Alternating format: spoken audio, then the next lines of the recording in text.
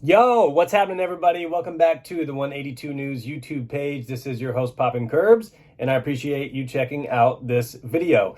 Today, I was inspired. This is a little non-blinkish, although I can tie it together a little bit, but I just finished reading Punk Paradox by the absolute legend himself, Greg Graffin, and I wanted to do a video on it. I just wanted to talk about it. It was so good. I flew through it, could not put it down.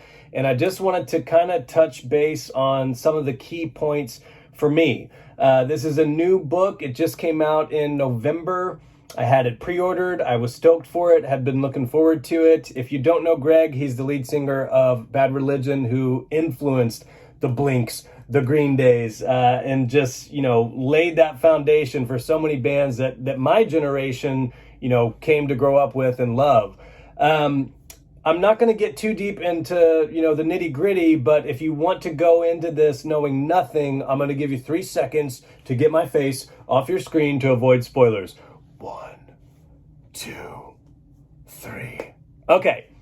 Couple key takeaways for me. I just appreciated Greg's honesty. I want to start out by saying that. And that's something that when it comes to autobiographies, biographies, memoirs, I always just am so thankful and appreciative of these folks really opening up. And it's tough to do. Travis talked about this on his book that came out several years back.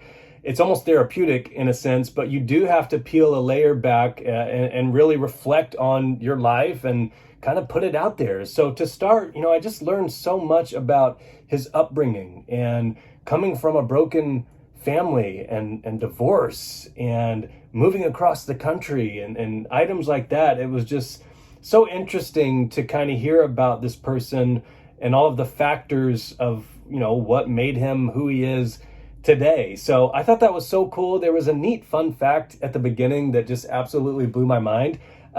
His parents met at Indiana University. So I went to IU. That's where I went to school at. So that just absolutely blew my mind to know that his parents met at my old stomping grounds, their old stomping grounds. Obviously, to me, that's more important than our undefeated season. I thought that was really cool.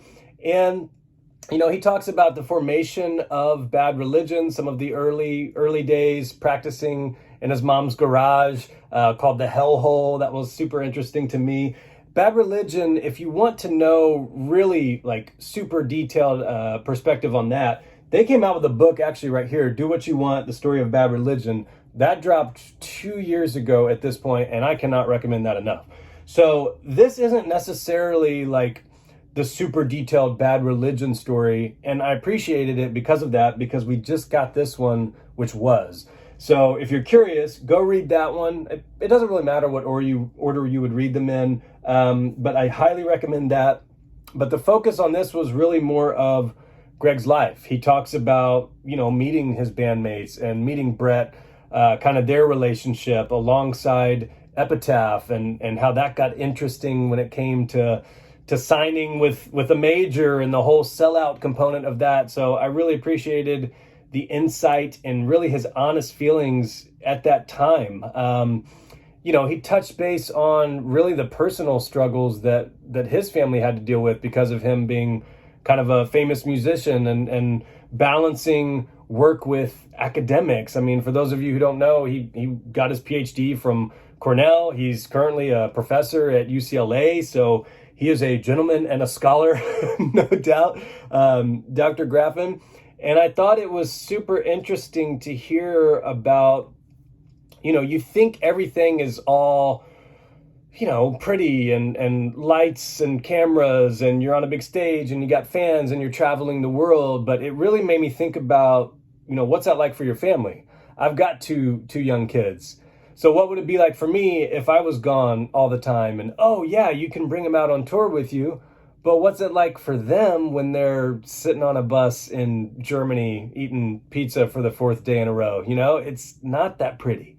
So that was just a side of things that I really hadn't thought about too much. And I thought he did a great job in the book at really making me think. And I think that's really the takeaway for me is it really made me think about a lot of things in my life. So I commend him for being open and honest. And, he goes to talk about how really that kind of broke up his family in a sense. It didn't work out. That wife and that family at the time, it didn't work out. He had to make a decision at one point in his life on, pursuing the academics hardcore or the band. And that's another big decision. Your life changes. There's these little like spider webs of, if you make this decision, your life would go over here. If you make the other decision, it goes over here. And it's something that's interesting to, reflect on, especially with hindsight as 2020.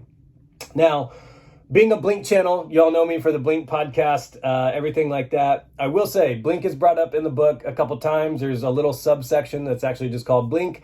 He talks about hearing Damn It on the radio for the first time, talks about going out on tour with Blink, which is really rad. And I also appreciated his honesty in that he really hits on how some of the bands that he inspired, his band, Bad Religion, inspired, they kind of surpassed Bad Religion when it comes to, for sure, commercial success and radio waves and all that stuff. And it was really interesting to hear kind of his perspective on that. I'll kind of leave it at that. But, I thought it was a great book, an easy read, quick read. This is a signed copy. I was super stoked to pick this up. So I noticed with the promotion of the book, he had a couple of appearances. So I'm super excited for anybody who had a chance to go to those. I think there was one in New York recently, started in California. There was a place called Book Soup is where I got my autographed copy from. And here, I'll show a little picture of it. So I pre-ordered this with an autographed copy. I always appreciate authors, musicians, or whoever taking the time to kind of interact with the fans, sign stuff for them. Y'all know me, huge autograph collector. So to me, that just makes it really special. So shout out Book Soup for offering that online at retail price. They didn't charge extra for any of that. And I specifically requested to Ryan if it was possible to pull off, and they made it happen. And that's something to me that I will always cherish this. They did not have to do that.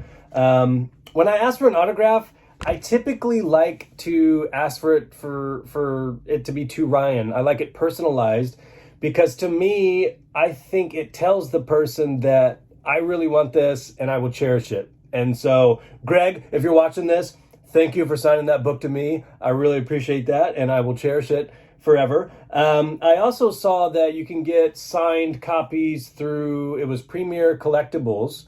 And they had a live signing kind of online stream thing, which was cool. They had a Q&A with Greg. I watched that. And fun fact about that, he was signing book plates for them, which is common practice when you're signing a bunch of books. It's basically like a stack of index cards that the author will sign. And then they end up, adhering them usually on one of the first pages in the book. It's called a book plate. For those of you who've never seen that, it's a little different than signing the first page. But one thing that was really neat about that, and as a collector nerd, I thought it was a really rad story, which is part of what I love about collectibles to begin with. He has an embosser stamp type thing that he said his wife got him, and it says, "From the library of Greg Graffin." And he had his home library, which is where the stream was taking place in. And I guess all of the books he has, he stamps with that. So you can tell it's from Greg's library. And just as a cool thing to do for the folks that were, in that order or who ordered that through Premier Collectibles, not only did he sign the book plate, but he stamped them all with that personal stamp from his library. So I thought that was a neat touch. If you've got that book and you ordered from them, you may not have seen that stream and knew that until now, but I thought that was really, really rad. So definitely check out the book. I cannot recommend it enough. I just finished it and I had to do a video on it. I couldn't help myself. So check it out. Punk Paradox. You can get it on Amazon, wherever. Check out Do What You Want if you want to know more about the story of Bad Religion. If somehow you have not listened to Bad Religion, go back and listen to them. Pull up their essentials. They've got a huge discography and influenced just so many bands. So huge shout out to all the dudes in BR. They've kind of had a lot of members throughout the which is fascinating. You'll read a lot about that in this book. Anyways, Hope you enjoyed this. If you've read it, have any questions, drop something in the comments, and be sure to sub to the channel. I hope I get a chance to meet Greg one day. My takeaway is he just seems like such a great guy to sit down and just have a conversation with. He's so smart. Literally just so smart, so fascinating to me. And again, so appreciative of him opening up in this book. I found it fascinating. I will talk to you all soon.